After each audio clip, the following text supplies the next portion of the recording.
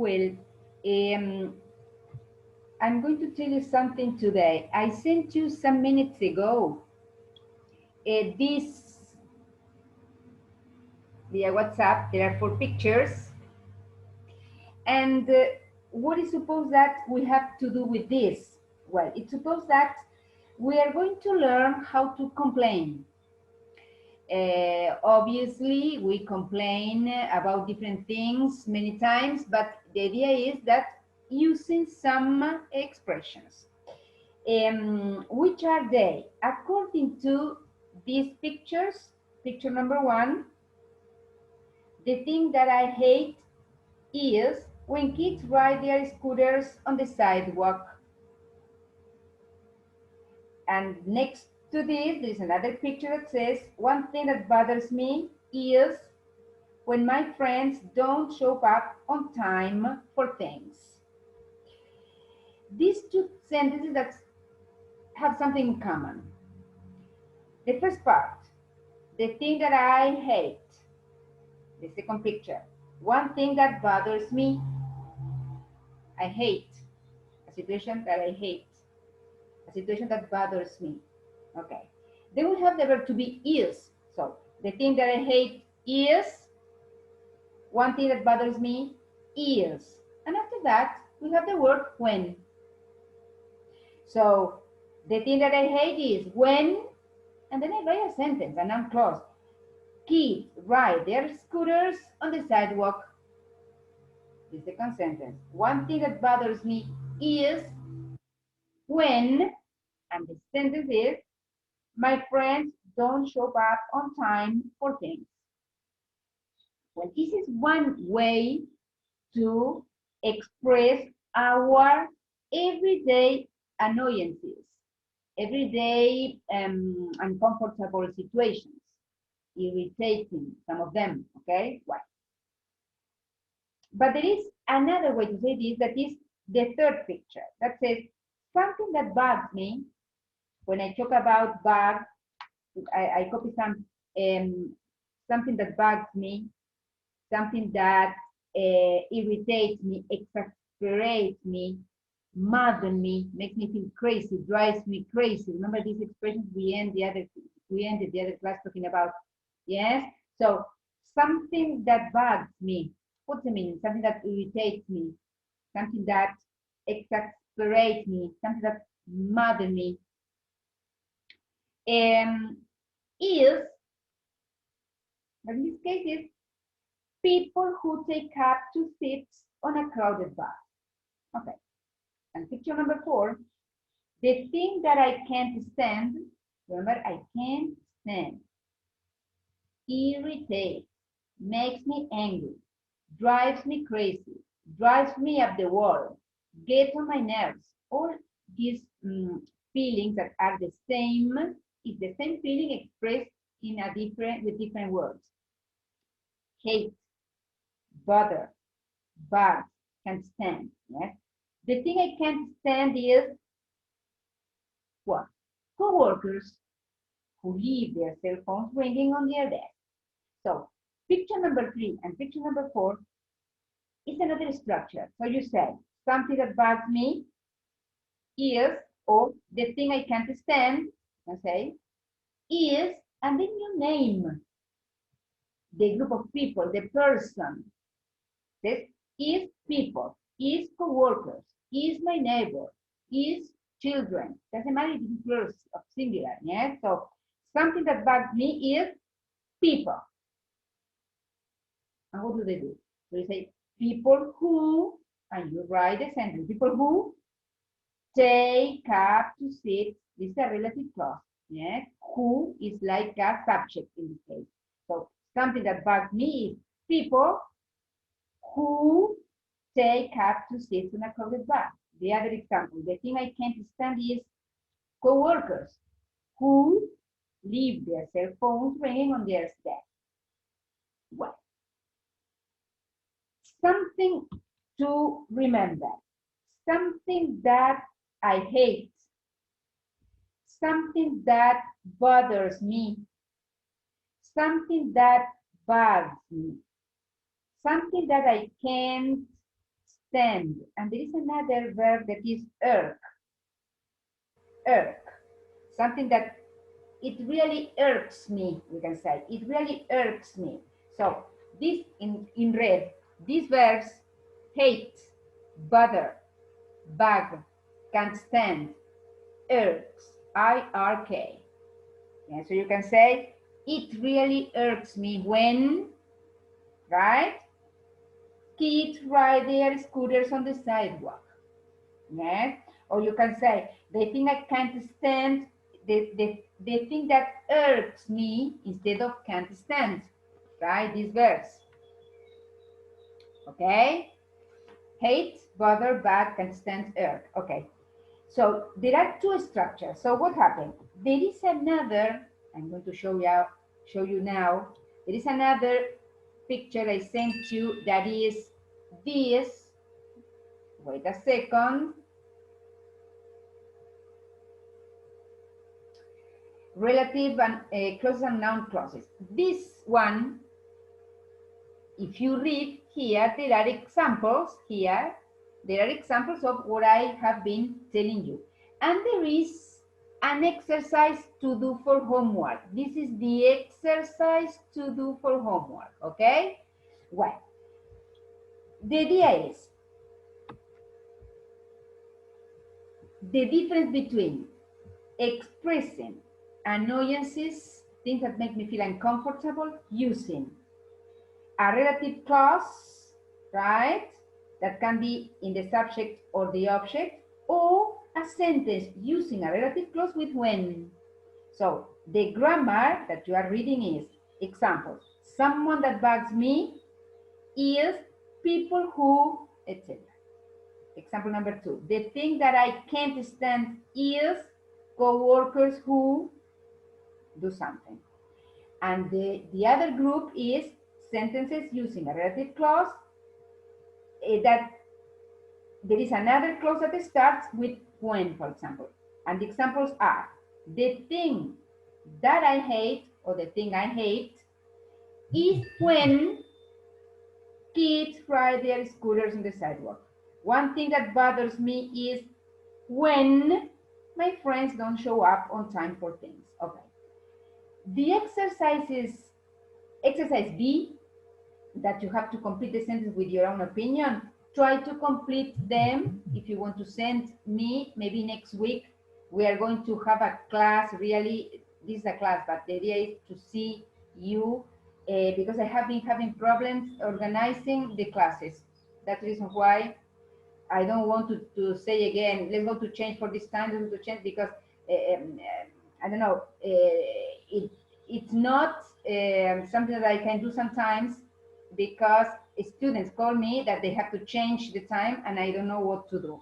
So this week, with a lot of these situations, I decided to send you the class like this way, but I think that it's the same idea. So you have to complete the sentence, okay? Well, I remember that the other day we finished the class talking about the verb drive, get, and make, but these verbs in expressions, like are idiomatic expressions, idioms, that have a meaning that is not necessarily the meaning of the verb. So I remember that we talked about some of them, but today, here I have let me see, yes. We talked about drive someone crazy, get on someone's nerves, and there was another one, I think. Well, today, I'm going to tell you something. Drive someone crazy. What's the meaning? Make a person feel annoyed or upset. I sent you an email with the examples I'm going to read. I sent you an email. So when you drive someone crazy, is that the person is very annoyed and upset. The example is my neighbor's phone keeps ringing all night. It drives me crazy. Okay. Get on my nerves. Get on my nerves. What's the meaning? Annoy a person a lot. A lot. Pay attention, no? And the example says, sometimes watching TV really gets on my nerves because of all the commercials. This is true. Get down on, criticize a person, someone. My parents used to get down on me for failing grades. Make someone sick. Make someone disgusted. Make someone shocked. Example, the way she flirts with the director really makes me sick. Yes, and there was such a, how can I say, amusing picture. Okay. Drive up the wall. I don't know if the other day we talked about this, but drive up the wall is another. So what's the meaning? Irritates. Something that irritates me, something that annoys me, something that drives me up the wall. So stop whistling that tune. But the person insists, yes, whistling a tune. They say, well, you are driving me up the wall. You are irritating me. You are driving me crazy. This situation gets on my nerves, etc., etc., etc. Because all of them more or less have the same meaning. Make someone's blood boil. Make a person feel very angry, you can say. So the example that you can read says, when I hear stories of cruelty to animals, it makes my blood boil. Very good. Get someone's goat. Get someone's goat. Irritate is the meaning, to irritate. So that sort of attitude really gets my goat, you can say. Yes? Okay. Get under one's skin. Get under one's skin. The meaning, make someone very annoyed. Make a person very upset. So it says, ignore Justin. Ignore him. Don't let him get under your skin. Right? Well, this is like a photocopy that you have, is that I sent you by mail. You can write the idioms. You can start having I know, a notebook, some piece of paper, in order you are going to have all together. Yes. So if I were you, I would write them. You write the verb drive. What are the idioms with the verb drive? Well, drive someone crazy. Drive someone up the wall, for example. Yes. With get and with make. Okay. Well, this is something else that I want you to do. And there is another thing that I want you to tell you today, is that we are going to start talking about different kinds of people that complain in different ways. So what I want you to do for next class, I would like you to listen to, I'm going to send you a video with a listening comprehension too. It's something that I want you to read, only that, excuse me, to listen. But I would like you to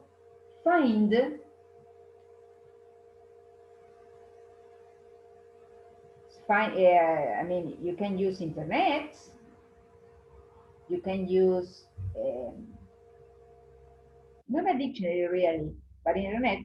So what kind of person is what kind of person is I'm going to, wait, let it right, word, and activist, wait a second, and I want. But I would like you, in your own words, next class, we're going to comment about this. Well, people complain. Well, which of these descriptions fits you the best? Fits you. So you feel that, this is something that I do, this is something that I feel, this is something that I act similar to her or him. The idea is try to find a definition of a silent sufferer. Are you a silent sufferer? What kind of person is a silent sufferer? What does a silent sufferer always do when these people have a problem? A collected type. A collected type. Calm. Collected type. So, are you a collected type? Do you belong to this group of people? What do a collected type person do when this person is involved in a situation and the person has to complain? An activist. Are you an activist? What kind of people are activists? What do they do? Have you ever seen one complaining, for example? Are you, do you react this way? Yes. So the idea is try to tell me a definition. An activist, yes, and the other is a whiner. Are you a whiner? Do you belong to this group of people talking about complaining? So this is something that I would like to do for next class, right? So you have to do many things. Completing an exercise, talking about complaining, so something that bothers me, something that irks me, something that irritates me, the thing that aggravates is another one that I didn't give you the meaning. When you say aggravate, we are talking about, wait, where is it? Yeah, aggravate, I'm going to copy. Exasperate, aggravate, exasperate, irritate is the meaning. So when you say the thing that aggravates me most is a person who, right? Aggravates, you can use instead of irks, instead of bugs, instead of exasperate, instead of drive me crazy. Yeah? Well, you have to complete this exercise. You have to find the meaning of when we talk about that person is an activist, that person is a silent sufferer, that person is a collected type, that person is a whiner. You have to write, start writing all the verbs, drive me crazy, makes me feel sick, makes me sick, makes my blood boil, with the meaning and an example. It's something else you have to do, and you have to do everything if you didn't finish something. And I'm going to send a video to watch many times. Remember that when I say watch is not watching once, it's watching or only listening to it 25 times, many times a day. If you say, well, I'm going to listen to that video the teacher sent me 2 weeks ago, every morning from 10 to 10:15. Make a routine, listening the same videos, the same listenings for a period of time, a long period of time, for example, 2 months, 3 months, and then you're going to tell me what happens in your brain. Because you are going to live, you have to live the experience in order to realize that what I am telling you is something that teachers told me when I was a student, and this is the only way to be fluent in English. You have to listen till, when you are listening, it's like you can repeat, it's like you, but it's not memory, because it's your brain that can catch the tune, can catch the intonation, can catch everything. And at the end, you understand all the vocabulary given, all the structures, not necessary to study grammar when you listen. So that's the reason why I can give you this grammar that I gave you, I sent you today, this grammar.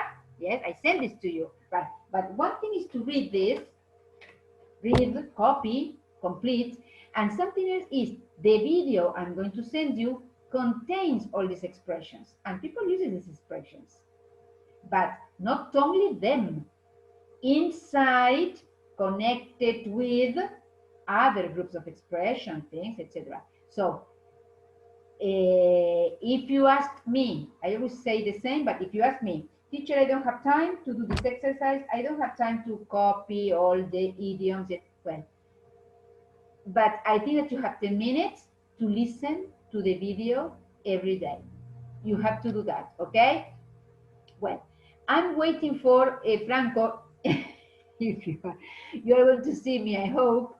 Tell me if you can have classes at 1, at 2, at 3, or in the morning. Maybe Antonella and Franco, send me at what time can you have classes? This is something that I'm asking all my students, because maybe I'm considering not teaching you in the morning, and maybe you can in the morning.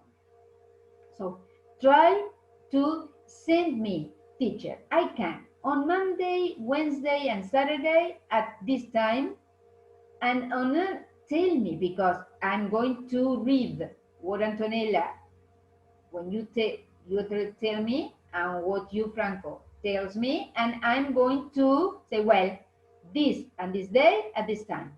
Help me, please, okay? Right? Well, we are going to say hello for today.